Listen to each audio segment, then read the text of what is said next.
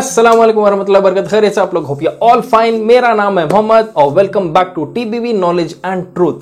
आज का टॉपिक है पायरेट्स, जो लोग समंदर पर चोरियां करते थे। जैसा आपने दूसरे मूवीज में देखा होगा, पायरेट्स ऑफ द कैरिबियन ऐसे ऐसे वगैरह जो मूवीज बनते थे, इसमें जो रॉबर्स रहते थे, समंदर के रॉबर्स, इनको पायरेट कहा जाता है। तो पायरेट्स के अपने विक्टिम्स को मारने के बहुत ही खतरनाक तरीके हिस्ट्री में रिकॉर्डेड है। तो देखते हैं आज कुछ ऐसे इनके यूनिक तरीके जिससे ये लोगों ने अपने विक्टिम्स को मारा।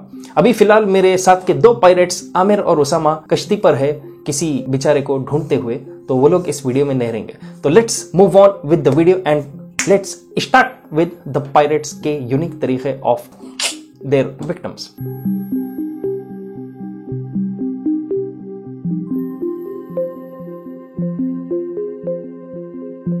पहला तरीका है अपने विक्टिम का दिल निकालकर खाना। जी हां, आपने सही सुना। फ्रांस के मशहूर फ्रेंच पायरेट जिसका नाम है फ्रांकोई ले ओलोनाइस, ये कैरिबियन एरिया में बहुत ही मशहूर था अपने रूथलेसनेस के लिए, मतलब कि बेरहमी से जो अपने विक्टिम्स को मारता था। और जब भी वो लोगों को कैप्चर करता था, उनसे अगर इंफॉर्मेशन निकालना है तो इसका एक बहुत ही यूनिक तरीका था इंफॉर्मेशन निकालने का। इसका मशहूर वाकया है ईयर 1668 का, जब वो होंडुरास की तरफ ट्रैवल कर रहा था। वहां पर उसने कुछ स्पेनिश सोल्जर्स को पकड़ा और उसने उनको पूछा कि सबसे सेफ तरीका कौन सा है सेंट्रल अमेरिका को पहुंचने के लिए। सेफ इसलिए यहां पर कहा जाता है क्योंकि जैसा पायरेट्स है वैसे ही पुलिस वाले भी उस वक्त सीज पर रहते थे, दूसरे ट्रेडर्स को सेफ्टी देते हुए कुछ पैसों के बदले में।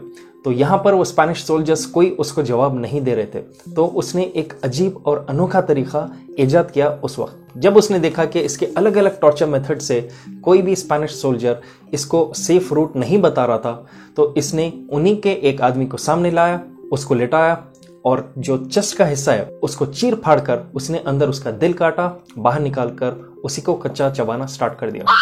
जैसा दूसरे स्पेनिश सोल्जर्स ने ये देखा, पूरा जीपीएस के फॉर्मेट में उन्होंने उसको सेंट्रल अमेरिका का सेफ रूट बताया। शायद ये हो सकता है कि स्पेनिश लोग उस वक्त तक समझ नहीं रहे थे लैंग्वेज बैरियर की वजह से, लेकिन जैसा उन्होंने देखा कि साथ वाले का दिल ये मजे से चबा रहा था, ऑटोमेटिक उनके अंदर लैंग्वेज इंस्टॉल हो चुकी। अगला वाला यूनिक और टॉर्चरस मेथड है वुडलिंग। वेल्श का बहुत ही फेमस पायरेट जिसका नाम है हेनरी मॉर्गन, इसे पता चला था कि एक पोर्ट जिसका नाम है पोर्टोबेलो, वहां पर बहुत सारा कीमती सामान आया था और उसको खबर ये मिली थी कि बहुत सारा सोना, गोल्ड ब्रिक्स जो है वो इस पोर्ट पर आ चुका था। तो 1668, पता नहीं बहुत ही डेंजरस ईयर है या हर पायरेट यही साल पागल हो रहा था, उसने पोर्टोबेलो के पोर्ट पर रेड किया। रेड करने पर उसको बहुत सारा कीमती सामान तो मिला, पर वो सोने के ब्रिक्स कहां थे वो उसको बिल्कुल नहीं पता चल रहा था। तो उसने वहां के ऑफिशियल्स को पकड़ा और अलग अलग टॉर्चर मेथड्स इस्तेमाल किया उनके ऊपर इंफॉर्मेशन निकालने के लिए। फिर जब कुछ भी उसको पता नहीं चल रहा था, तो उसने अपना यूनिक टेक्निक जिसका नाम है वुडलिंग, उसको उसने इन लोगों के ऊपर अप्लाई किया। वुडलिंग का तरीका क्या था? इस मेथड में जो ऑफिशियल है, जो विक्टिम था उसको एक बेंच पर लिटाया जाता था, उसके सर के अतराफ एक लेदर की पट्टी बांधी जाती थी और उसके दोनों एंड्स को एक लोहे के बार से बहुत टाइट किया जाता था, आहिस्ता आहिस्ता। तो जितना ज्यादा दर्द उतना चांसेस था कि ऑफिशियल उसको रिवील कर दे। और जो लोगों ने कसम खाया था कि वो कभी नहीं बताएंगे सोना कहाँ है, तो उनको इतना ज्यादा टाइट हेनरी मॉर्गन ने मेटल बार को किया कि आखिर में उनका सर क्रश होके आंख उनके खुद ब खुद बाहर आना शुरू हो गए थे। और कुछ केसेस में ऐसा भी रिकॉर्ड किया गया है कि ज्यादा प्रेशर डालने पर आंख तो बाहर उड़कर नीचे गिर भी गए थे। नेक्स्ट जो पायरेट है उसका नाम है रोश ब्राजीलियानो। ये एक डच पायरेट था जो 1630 से 1675 के दौरान ये जिया और इसका मेन ऑपरेशन रहता था कैरिबियन आइलैंड जमैका के पास, जहां पर ये कंटिन्यूअसली कॉन्फ्लिक्ट में आता था कई सारे स्पेनिश फार्मर्स और सेलर्स के साथ जो उस वक्त वहां से गुजरते थे, क्योंकि ट्रेड का एक बहुत ही कॉमन रूट था। और ये मशहूर था इसके बारबेरियन और वियर्ड टॉर्चर मेथड्स के लिए, मतलब कि एक तरह से बहुत मानवासंकी पायरेट था उस जमाने का। और इसकी खासियत थी रोस्टिंग विक्टिम्स अलाइव। यहाँ पर यूजुअली जब वो इन फार्मर्स को पकड़ता था, इसकी चोरी पिछले पायरेट की तरह सोने के ईंट या ऐसे चीजों के लिए नहीं थी, बल्कि पिग्स, सूअर की चोरी ये करने में मशहूर था। और जब फार्मर्स उसे नहीं कहते थे कि कहां पर इन्होंने अपना लाइफ स्टॉक पूरा छुपाया है या कहां लेकर जा रहे हैं, तो वो उनको पकड़ के एक एक हिस्सा उनका काटता था। उन्हीं के सामने बैठकर वो आग लगा के उनके बदन के उस हिस्से को काटकर वो रोस्ट करता था, ताकि फार्मर्स अपने हाथ को जलता हुआ देखे या पैर को जलता हुआ देखे। और अगर इंफॉर्मेशन नहीं आई तो इंस्टॉलमेंट में एक एक हाथ एक एक पैर जाता था आग के बारबेक्यू के ऊपर। नेक्स्ट वाला जो यूनिक किस्म का टॉर्चरस मेथड है, पता नहीं ये लोग कैसा कैसा इन चीजों को सोचते थे, इसका नाम है कील हॉलिंग। और कहा जाता है कि पायरेट्स के इस टॉर्चर मेथड को देखकर दूसरे बादशाह भी इतने खुश हो गए कि वो लोग भी कह रहे थे हमारे पास के भी जो कल्प्रिट्स है उनको भी इस टॉर्चर मेथड में डाला जाए। कील हॉलिंग का तरीका कैसा था? यूजुअली बोट के नीचे से एक रस्सी कंप्लीट यहां से वहां कनेक्ट किया जाता था और जो विक्टिम था उसको बीच में रस्सी के बांधकर सामने से उसको पानी में उतारा जाता था और दो तरफ से आदमी जो पायरेट्स थे वो रस्सी को लेकर पीछे तक बोट के जाते थे। इसमें आप सोच सकते हैं कि किस तरह से पायरेट जो बोट का बेस है सामने से कटते हुए पीछे तक वो आता था।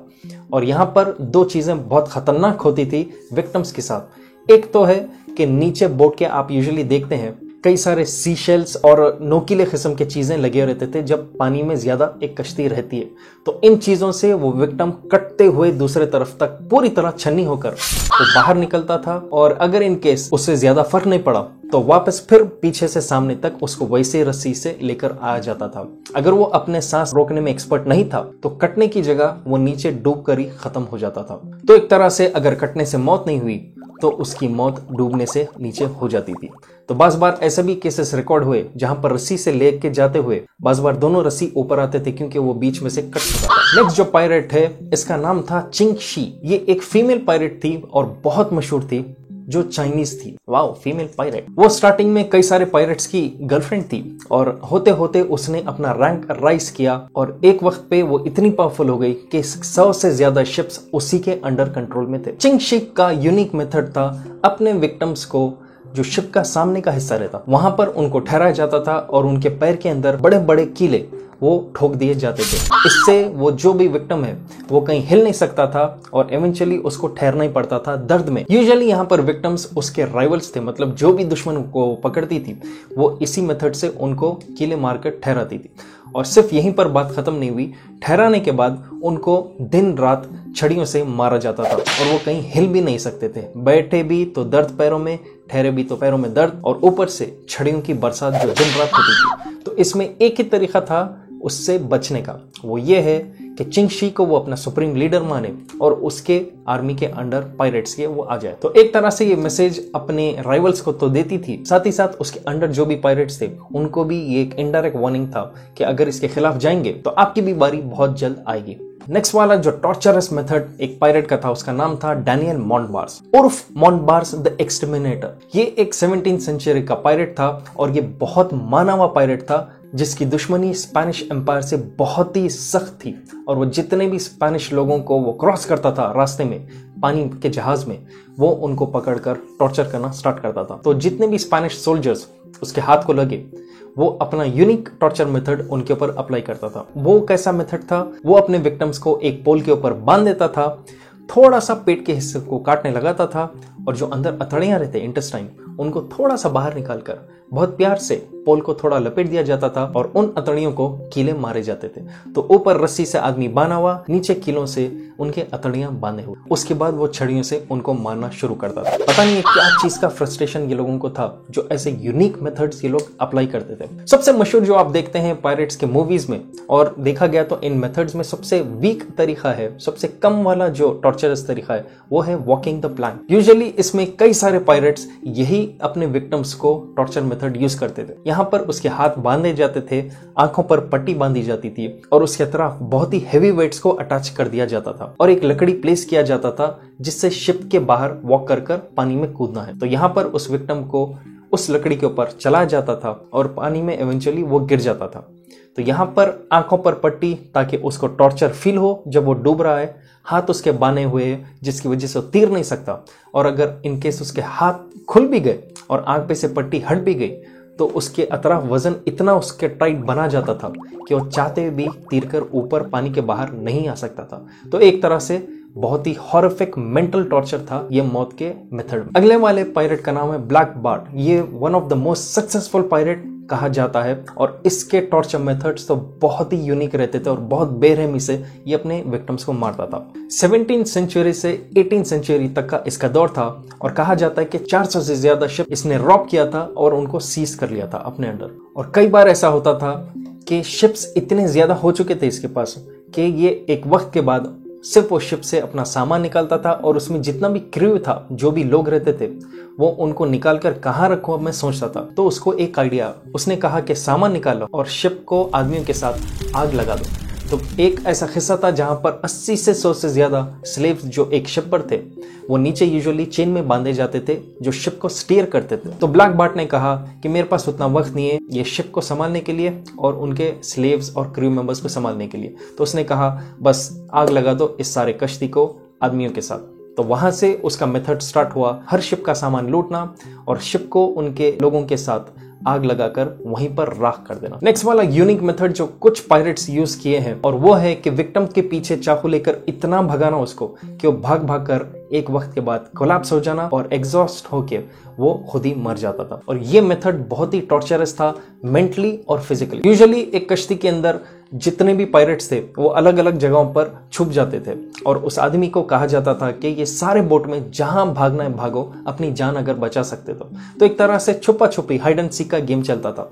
अब वो आदमी भागना शुरू करता था और कहीं ना कहीं से एक पायरेट निकलकर उसको एक चरपटा यहां मारना, एक चरपटा वहां मारना, हर जगह अपना हाथ साफ कर। जैसा आप देखते होंगे हिंदुस्तान में अगर कोई एक चोर पकड़ा गया तो रास्ते में भी लोग रुकते रुकते 2-4 गर्दन पर उसके हाथ साफ करते हैं, वैसे ही इस तरह से इस पायरेट का भी वही हाल था। तो भाग भाग कर इवेंचुअली वो पागल होकर गिर जाता था और वहां पर भी उसको मारना शुरू करते थे। एंड ऑफ द डे वो एग्जॉस्शन से कंप्लीटली कोलैप्स होकर उसकी मौत हो जाती थी। तो ये थे कुछ अजीब और गरीब मेथड्स जो पायरेट्स यूजुअली यूज करते थे अपने विक्टिम्स के ऊपर, जिसमें देखा जा सकता है कि सैडिस्टिक फॉर्म्स थे कंप्लीटली विक्टिम्स को अपने खत्म करने के लिए। तो अगर आप नए हमारे चैनल पे please make sure to subscribe और नीचे कमेंट कीजिए कि और क्या टॉपिक्स आप देखना चाहते हैं और लाइक कीजिए इस वीडियो को, शेयर कीजिए इस वीडियो को हर एक को बताते हुए कि कैसा पागल दौर था पहले का पायरेट्स का। जब तक फिर इंशाल्लाह I will be back soon again. मेरे साथ के 2 पायरेट्स अगर वापस आ गए कुछ नए मेथड्स लेके तो उनके भी मेथड्स को इंशाल्लाह अगले वाली वीडियो में हम बताएंगे। तो जब तक फिर टेक केयर एंड अल्लाह हाफिज।